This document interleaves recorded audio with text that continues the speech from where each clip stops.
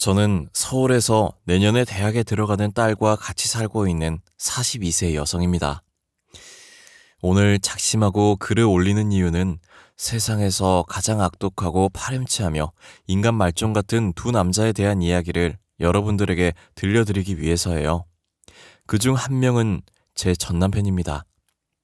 그 인간들 때문에 저는 가정이 파탄이 나버렸고 말할 수 없이 큰 정신적인 충격을 받았어요. 3년이나 지났지만 지금 돌이켜 생각해봐도 어떻게 인간이 그런 끔찍한 짓을 저지를 생각을 할 수 있는지 무서워서 온몸에 소름이 끼칠 지경입니다. 제 사연을 듣고 나면 여러분들도 치가 떨릴 정도로 분한 마음이 들 거라고 생각합니다. 결혼 전에는 전혀 몰랐지만 전 남편이 어떤 인간인지 알게 되면서 그 인간과 같이 사는 동안 늘 무서워서 두려움에 떨어야 했죠.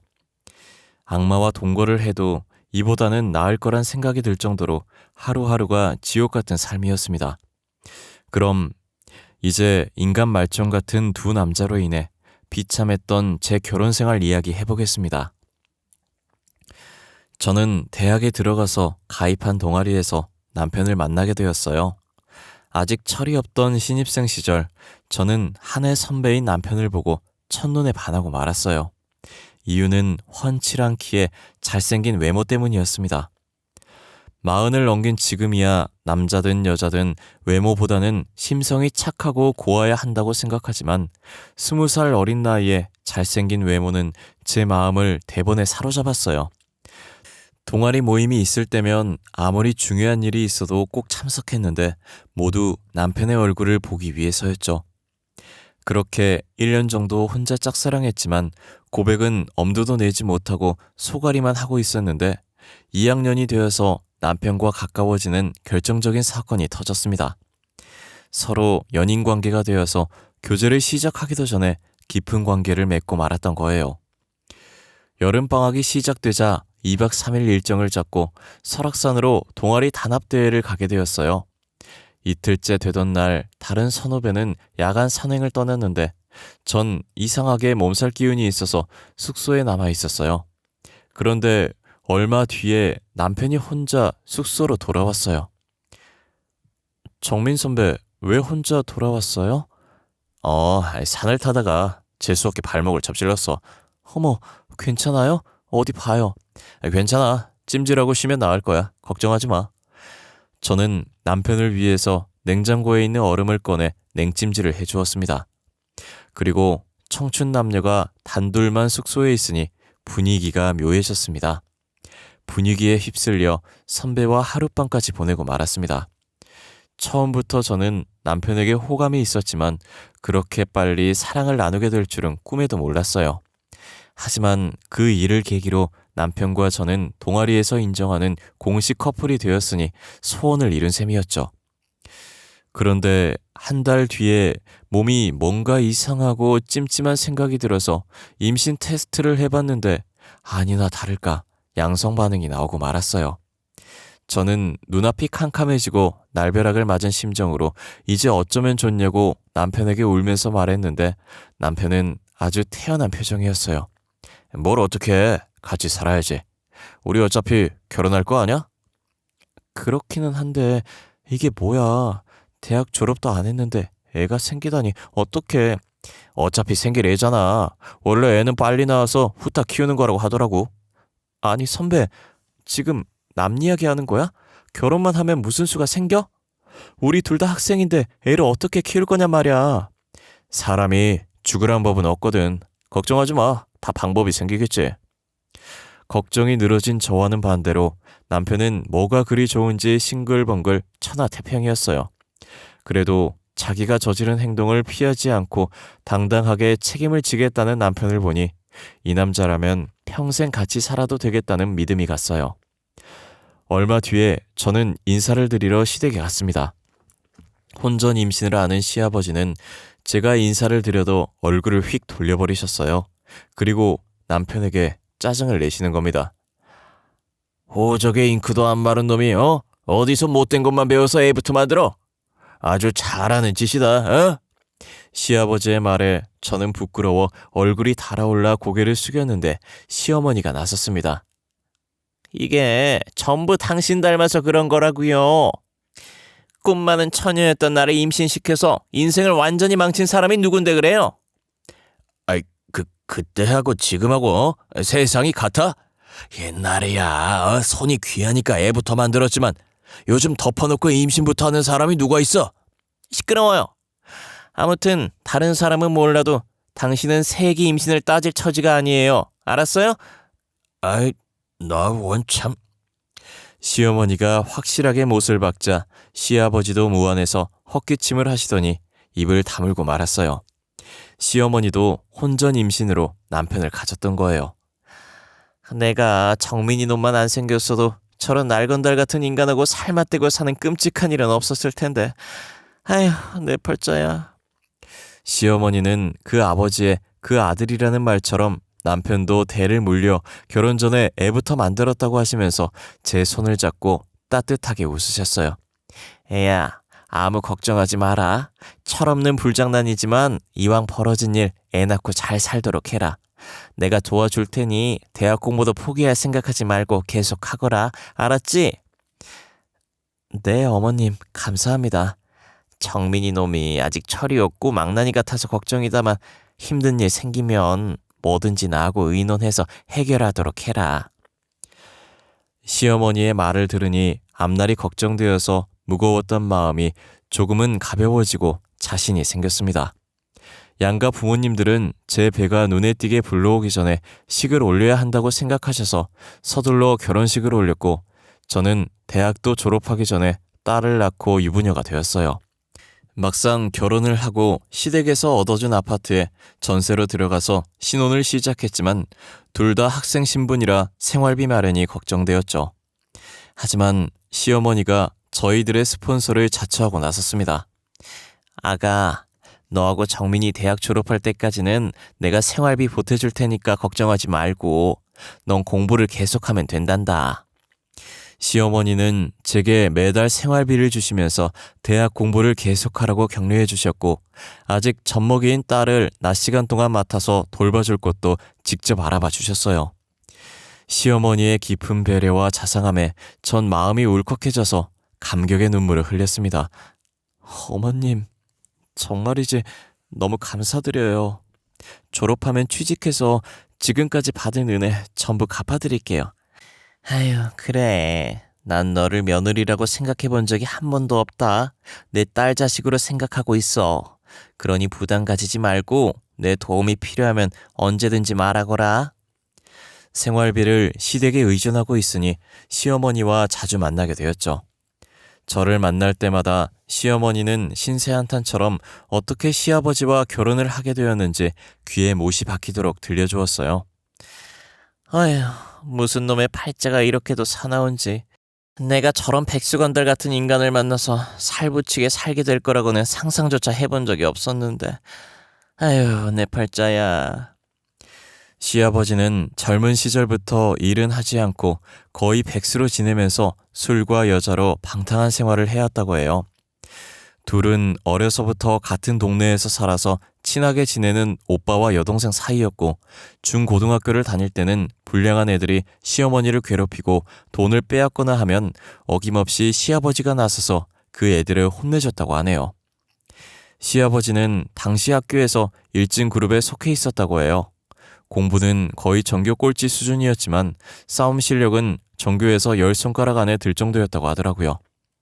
그런 시아버지가 든든하고 믿음직스러워서 친오빠처럼 의지하면서 지냈지만 시어머니의 집안에서는 당연히 학교에서 말썽만 피우고 다니는 시아버지와 가까이 지내는 걸 탐탁지 않게 생각하셨죠. 주연아, 저런 날건달 같은 놈하고는 상종을 하지 마라. 될성 싶은 나무는 떡잎부터 한다고. 지금도 공부는 안중에도 없고 늘 사고만 치고 다니는데 분명히 건달로 지낼 거야. 엄마, 종철이 오빠를 너무 싫어하지 마. 알고 보면 착하고 순진해. 뭐야? 주연이 너 설마 그놈 좋아하는 거야? 그냥 좋아하는 동네 오빠일 뿐이야. 너 혹시라도 이상한 생각하면 절대로 안 된다. 걱정하지 마. 나도 종철 오빠랑 결혼할 생각은 조금도 없으니까. 엄마의 걱정에 시어머니는 결혼할 것도 아닌데 친하게 지내면 어떠냐고 하면서 대수롭지 않게 여겼다고 해요. 고등학교를 졸업한 시어머니는 대학을 가지 않고 장사를 시작하셨다고 합니다. 여자가 대학은 나오면 뭐하니? 그저 빨리 사회생활하면서 돈이나 모으다가 좋은 남자 만나서 시집이나 가는 게 최고야. 시어머니는 옷가게를 운영하던 엄마의 권유로 옷가게에서 일을 거들면서 장사를 배우기 시작했어요. 그리고 몇 년 뒤에는 시어머니가 완전히 맡아서 운영하면서 옷가게 규모는 더 커졌다고 해요. 그때부터 시아버지는 옷가게에 자주 드나들기 시작했고 시아버지의 끈질긴 유혹과 구애를 못 이겨서 어쩌다 술을 마시고 몇 번씩 밤을 같이 보냈대요. 그러다 그만 임신을 하게 되었다고 하더군요. 애까지 생겼으니 이제 넌 내 여자야. 다른 생각하지 말고 빨리 결혼해서 같이 살자. 뱃속에 든 내 자식과 마누라는 끝까지 책임질 거야. 시어머니의 부모님에겐 날벼락 같은 일이었죠. 설마 했던 일이 현실이 되자 기가 막혔지만 애까지 생겼고 온 동네에 소문이 파다하게 퍼진 마당에 둘의 결혼을 반대할 수 없어서 울며 겨자 먹기로 허락하고 말았던 겁니다. 어쩌면 처음부터 시아버지는 시어머니가 임신을 하기를 바랬는지도 모르는 일이란 생각이 들어요. 그걸 빌미로 시어머니와 결혼을 할 생각이었을 테니까요. 시아버지는 결혼 후에도 일을 해서 가족의 생계를 책임질 생각은 눈꼽만큼도 하지 않고 친구들과 어울려 방탕한 생활을 이어나갔고 생계는 옷가게를 운영하던 시어머니가 전적으로 책임져야 했죠. 다행히 장사가 잘 되어서 시어머니 혼자 벌어도 먹고 사는데 큰 지장은 없었다고 해요. 어쩌다 시아버지 같은 한량을 만나서 고생을 해왔지만 시어머니는 억척 같았고 생활력이 강한 여성이었어요. 생계를 전적으로 의존하다 보니 돈 문제가 나오면 시아버지는 큰 소리를 치다가도 꼬리를 내려야 했죠. 그리고 제게는 남편보다 더 든든한 지원군이었어요. 애 때문에 힘든 상황이 생기면 장사를 하느라 바쁜 와중에도 선뜻 딸을 맡아서 봐주셨어요. 제가 염치불구하고 딸을 맡기러 가게로 갈 때면 시어머니는 늘 웃으며 맞아주셨습니다. 안 그래도 우리 소영이가 보고 싶었는데 내 마음을 어떻게 알고 데리고 왔니? 자, 이거 얼마 안 되지만 용돈에 보태 써라. 어머니, 늘 이러시면 제가 너무 미안해요. 괜찮아. 엄마가 딸한테 용돈 좀 주는 게 무슨 대수니? 대신에 정민이 놈한테는 비밀이다. 알았지? 이렇게 저를 친엄마보다 더 살갑게 보살펴 주셨습니다. 시어머니의 전적인 후원으로 무사히 대학을 졸업하고 워킹맘이 일하기에 괜찮은 직장에 취직이 되었지만 남편이 문제였죠. 영 취직을 할 생각을 하지 않는 거예요. 여보, 대학 졸업한 지 1년이 넘었어. 언제까지 백수로 지낼 거야. 나도 다 생각이 있으니까 보채지 마. 요즘 직장 구하는 게 쉬운 일이 아니잖아. 기다려봐. 눈여겨봐둔 곳 지금 준비하고 있으니까. 좋아. 그럼 알바라도 하면서 취업 준비해. 당신은 이제 딸 자식이 있는 가장이란 말이야. 직장 다니면서 돈 좀 번다고 유세 떨면서 돈 문제로 바가지 긁을 거야? 나도 준비하고 있다고 했잖아. 하지만 남편이 말과는 다르게 매일같이 친구들과 어울려서 술을 마시거나 PC방이나 당구장에 모여서 호송세월을 한다는 걸 저는 잘 알고 있었어요.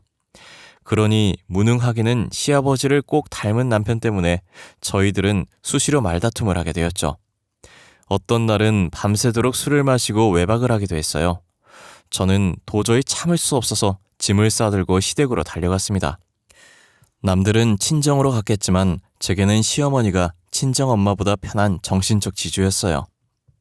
아니 애야, 무슨 일이 있었길래 짐을 싸들고 왔어? 어머님, 그이가 외박을 했어요. 저도 이제 못 참겠어요. 뭐야? 이런 미친놈 같으니 내가 홍구멍을 단단히 내주마. 시어머니는 바로 남편을 불러서 호통을 치면서 쥐잡듯이 닥달을 했고 남편은 고양이 앞에 쥐처럼 꼼짝 못하고 잘못했다고 빌었고 다시는 외박을 하지 않겠다는 각서를 썼습니다. 남편과 불화가 생기면 시어머니는 언제나 제 편을 들어주셨어요.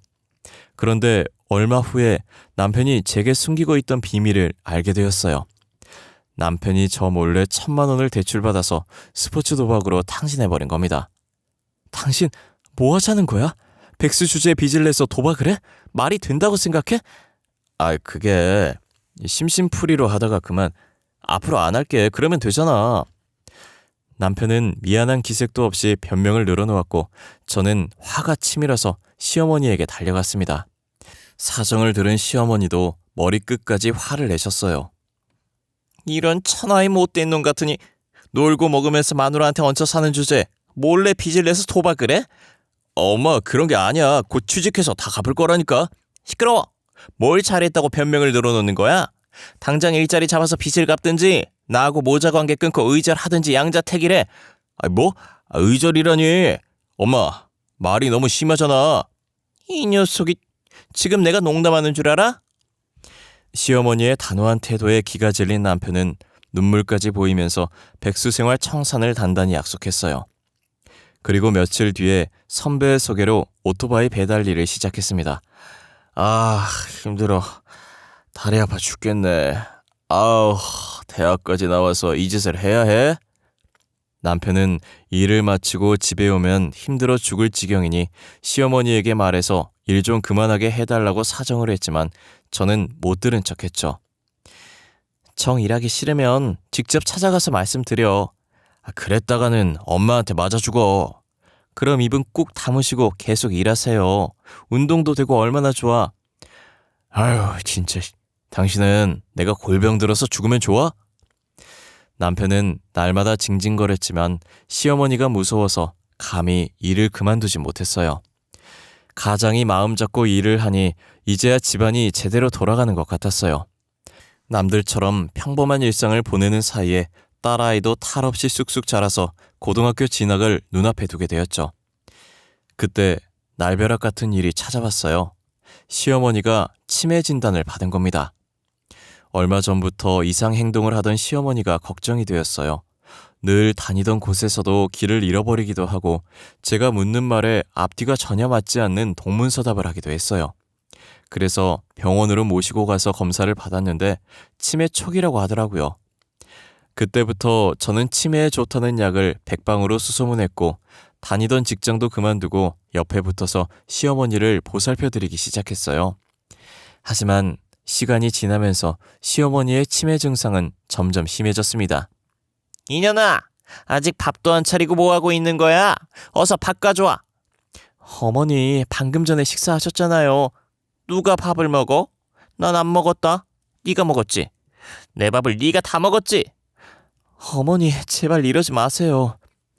치매가 심해지자 시어머니는 식탐이 많아졌고 성격이 완전히 변하셨어요. 그렇게 저를 다정하게 여기면서 딸처럼 대해주시던 모습은 온데간데 없이 사라지고 저만 보면 험한 욕을 하고 거친 태도로 투정을 부렸습니다. 마치 변덕이 죽 긁듯 하는 서너 살 어린애를 대하는 것 같았어요. 하지만 모든 게 치매 때문이었기에 저는 꾹 참고 정성을 다해서 보살펴드렸습니다. 그런데 그때부터 시아버지의 수상한 행동이 시작되었어요. 시어머니가 치매로 정신이 오락가락하자 시아버지는 눈치를 보지 않고 아예 대놓고 젊은 여자와 어울려 바람을 피우고 다니시는 겁니다. 시아버지는 제가 보는 앞에서도 거리낌 없이 내연녀와 전화통화를 하면서 사랑한다느니 보고 싶어 미치겠다는 어이가 없는 말을 했어요. 아버님, 지금 뭐 하시는 거예요? 어머님이 치매라는데 걱정을 하기는커녕 다른 여자를 만나는 게 말이 되냐고요. 너야말로 시애비한테 뭐하는 짓이야? 난 아직 팔팔한데 노망난 마누라 똥수발이나 들어야 직성이 풀리겠냐? 정신 나간 마누라 때문에 내 인생까지 망칠 생각은 절대 없다. 시어머니는 죽든 살든 자기는 마음대로 즐기면서 살겠다는 시아버지의 어처구니 없는 말과 행동에 저는 기가 막혀서 넋이 나갈 지경이었죠. 더구나 남편은 모든 걸 알고 있었지만 그게 무슨 대수냐는 반응을 보였어요. 남잔 말이야. 나이가 들어도 여자가 필요한 법이야. 엄마한테는 안 될 일이지만 아버지도 인생이 있는 거잖아? 뭐 엄마 수발은 당신이 알아서 해야 하는 거고. 남편은 은근슬쩍 시어머니를 돌보는 일은 제 몫으로 만들어 버렸어요. 사실 남편은 시어머니가 치매 진단을 받고 성격이 달라진 후로 시댁에는 발길을 끊어버렸어요. 엄마가 아프다는데 아들이란 인간이 어쩌면 저렇게 태어나고 무심한지 혀를 내두를 지경이었어요. 그것 때문에 여러 차례 남편과 다투고 싸웠지만 남편은 귀를 딱 막고 제 말을 듣지 않았습니다.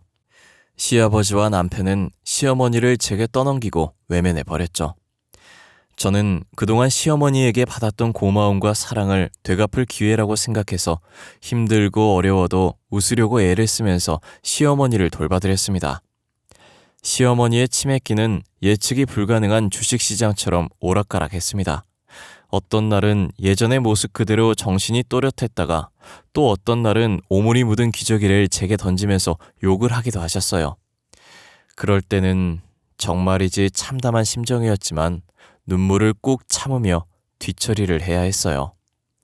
얼마 후에 저는 시아버지의 내연녀와 대면을 하게 되었어요. 세아가, 오늘 4시 애미 상태는 어떠냐? 오늘은 괜찮으세요. 방금 잠이 드셨어요. 그러면 집 앞 카페로 잠깐 나오거라. 내가 기니 할 말이 있다. 카페로 나가보니 제 또래로 보이는 젊은 여자가 시아버지의 옆에 딱 붙어서 다정하게 팔짱을 끼고 앉아 있었어요. 서로 인사해. 앞으로 자주 볼 사이니까. 반가워요. 치매에 걸리면 친자식도 내다버린다는데 고생이 많겠어요. 그녀는 시아버지의 내연녀였고 저하고는 겨우 3살 차이밖에 나지 않았어요. 시아버지는 딸보다 어린 내연녀와 딱 붙어서는 뭐가 그리 좋은지 입이 귀에 걸려서 연신 웃고 있었습니다. 그런 꼴을 보니 저는 기분이 상해서 빨리 자리에서 일어나고 싶은 생각밖에 나지 않았어요. 무슨 일로 보자고 하셨어요? 그게 말이다. 아무리 생각해봐도 네 시애미를 요양원에 맡기는 게 좋을 것 같구나. 겉으로는 제가 너무 힘드니까 시설이 괜찮은 곳에서 치료를 받게 하자는 것이었죠. 하지만 속셈은 다른 데 있다는 걸 저는 잘 알고 있었어요. 걸리적거리는 시어머니는 요양원에 가둬버리고 내연녀를 아예 집안에 끌어들여서 살림을 차리겠다는 속셈이었죠. 저는 절대 그런 짓은 할 수 없다고 맞섰습니다. 아버님, 조강지쳐 버리고 잘된 사람 하나 없어요. 아내는 치매에 걸려있는데 딸 같은 여자와 바람이나 피우고 부끄럽지도 않으세요? 다시는 그런 말 하지 마세요. 제 말을 들은 내연녀는 얼굴이 벌겋게 달아올라서 저를 잡아먹을 듯이 노려봤고 시아버지는 불같이 화를 내면서 욕을 해댔어요. 아이고 그래, 너 참 잘났다. 평생 시애미 귀적이나 쥐면서 살아라. 그러거나 말거나 시어머니를 그런 험악한 곳에 가둘 순 없었어요. 예상대로 제가 알아보니 시아버지가 말한 요양원은 무허가 시설 요양원이었고 병원이 아니라 거의 치매 환자들을 죽을 때까지 가둬두는 감옥이었어요. 그 일을 계기로 시아버지와 관계가 급격하게 틀어지게 되었죠. 그리고 얼마 후에 시아버지와 남편이 꾸미고 있는 끔찍한 음모를 알게 되었어요. 인간의 탈을 쓰고 어떻게 그런 짓을 할 수가 있는지 지금 돌이켜봐도 소름이 끼칩니다. 우연히 남편의 휴대폰에서 시아버지와 주고받은 문자를 보고 저는 경악해서 소리를 지를 뻔했습니다. 평소에 조심성이라고는 없었던 남편은 휴대폰 비밀번호 같은 건 걸어두지 않았거든요. 시아버지와 남편은 시어머니가 가지고 있는 상당한 재산을 전부 가로챌 궁리를 하고 있었어요. 의사를 구워 삶아서 중증 치매 진단서를 받아서 금치산자 판결을 받아낼 생각이었어요. 시어머니가 어느 정도 재산을 가지고 있다는 건 알고 있었는데 제 생각보다 상당히 많았습니다. 옷가게가 들어가 있는 건물이 시어머니 소유라는 걸 그들의 문자를 보고 처음 알게 되었어요. 그들의 계획대로라면 시어머니는 처녀 시절부터 지금까지 피땀 흘려서 모은 전 재산을 악마 같은 남편과 아들에게 빼앗기고 남은 생을 요양원에 갇혀 지내야 하는 비참한 처지가 되는 것이었죠. 이제 이 인간들을 그냥 두어서는 안 되겠다는 판단이 들었고 바로 경찰에 신고를 하려다가 생각을 바꿨습니다. 확실한 증거도 없이 경찰에 신고를 했다가 그 인간들이 오리발을 내밀면 그만이었으니까요. 곰곰이 생각을 하다가 저는 호랑이를 잡으려면 호랑이 굴로 들어가야 한다고 마음을 먹었습니다. 여보, 아무래도 안 되겠어. 어머니 요양원에 모시자. 뭐? 죽어도 안 된다고 반대하더니 당신이 웬일이야? 나도 사람이야. 노망든 노인네 수발된 지 벌써 3년이 넘었다고. 김병의 효자 없듯이. 나도 지쳐. 그래, 바로 그거야. 당신이 정말 잘 생각했어. 내가 아버지한테 말할게. 남편은 제가 생각이 달라지자 좋아라 하면서 바로 시아버지에게 달려갔습니다. 하지만 시아버지는 뭔가 미심쩍은 눈빛으로 저를 쳐다봤습니다. 아버님, 제가 생각이 짧았어요. 이제부터라도 요양원에서 치료를 받는 게 어머님한테도 도움이 될 것 같아요. 그리고 아버님한테도 좋은 일이고요. 나한테 좋다니, 그게 무슨 소리냐? 아버님, 저도 다 알아요. 어머님이 가진 재산이 상당하잖아요. 이제 아버님이 가지셔야죠. 사람보다는 돈이 중요하죠. 그래. 치매로 정신이 온전치도 못한 할망구 때문에 우리들 인생을 종칠 수는 없잖아.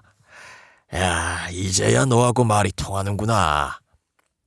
시아버지도 제가 한편이 되었다고 마음을 놓았어요. 며칠 후에 시어머니는 감옥 같은 더러운 요양원에 입원을 하게 되었습니다. 시어머니는 불안한 눈빛으로 저를 쳐다보았지만 저는 외면하면서 속으로 어머님 조금만 참으세요. 제가 저 인간들 피눈물이 쏙 빠지도록 해줄게요 하고 단단히 다짐했습니다.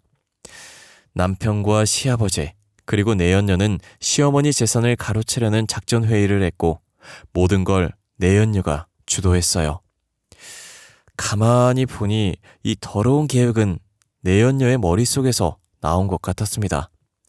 저는 속이 뒤틀렸지만 애써 웃으면서 내연녀를 어머님이라고 부르면서 살갑게 대했어요. 어머나, 어머님이 뭐야. 그냥 언니라고 불러. 저를 경계하던 내연녀도 물 만난 고기처럼 모든 걸 까발렸고 저는 그들의 대화를 몰래 녹음해 두었어요. 드디어 그들의 계획을 실행에 옮기는 날이 되었습니다. 시아버지 내연녀와 그 인간들은 준비한 서류를 들고 와서 정신이 오락가락하는 시어머니에게 지장을 찍으라고 막무가내로 윽박질렀어요. 지장을 찍으면 밥을 주겠다는 시아버지의 말에 해맑게 웃으면서 지장을 찍으려는 순간 제가 변호사와 경찰을 대동하고 병실에 나타났습니다. 경찰들은 시아버지와 남편 그리고 내연녀를 사기와 공갈 그리고 특수감금죄로 체포했어요. 아니 이게 뭐야? 여보, 당신 미쳤어? 뭐라고 말 좀 해봐. 남편은 무슨 말도 안 되는 짓이냐고 발버둥을 치면서 애처로운 눈빛으로 저를 쳐다보았지만 저는 그 인간을 차갑게 노려보면서 이혼 서류 받으면 도장이나 잘 찍어서 보내라고 말해주었어요. 네가 나한테 이런 짓을 하고도 무사할 것 같아? 어디 두고 보자. 내가 널 가만두지 않을 거야. 시아버지는 경찰에게 연행되면서도 끝까지 제게 악담을 퍼부었어요. 시아버지의 내연녀는 남편이 자주 가는 술집 여주인으로 바람을 피우다가 이혼당한 전력이 있는 여자였어요. 남편을 통해서 시어머니에게 상당한 재산이 있다는 말을 듣고 남편과 짜고 돈에 눈이 멀어서 시아버지를 홀렸던 거죠. 지금 시어머니는 호텔 같은 시설과 전문 의료진이 있는 좋은 요양병원에서 잘 지내고 계십니다. 의료진들이 정성을 다한 덕분에 치매 증상은 많이 호전되셨어요. 다만 한 가지, 시어머니는 저를 딸로 생각하고 계세요. 그건 아무래도 좋다고 생각해요. 전 이미 그녀를 친엄마로 생각하고 있고 끝까지 딸처럼 보살피면서 지낼 작정이니까요. 신문이나 뉴스에서 심심치 않게 보험금을 노리고 남편을 죽이려고 했다든지 돈 문제로 친족끼리 칼부림을 했다는 기사를 볼 때마다 세상이 미쳤다는 생각이 들곤 해요. 아무리 사는 게 어렵고 힘들어도 최소한 인간으로서 지켜야 할 도리는 하고 살아야 한다고 생각합니다. 여러분들도 돈에 눈이 멀어 인간의 도리를 저버리는 일이 없기를 바랍니다. 긴 글 읽어주셔서 감사드리며 오늘도 행복한 꿈 꾸시고 건강하시길 바래요.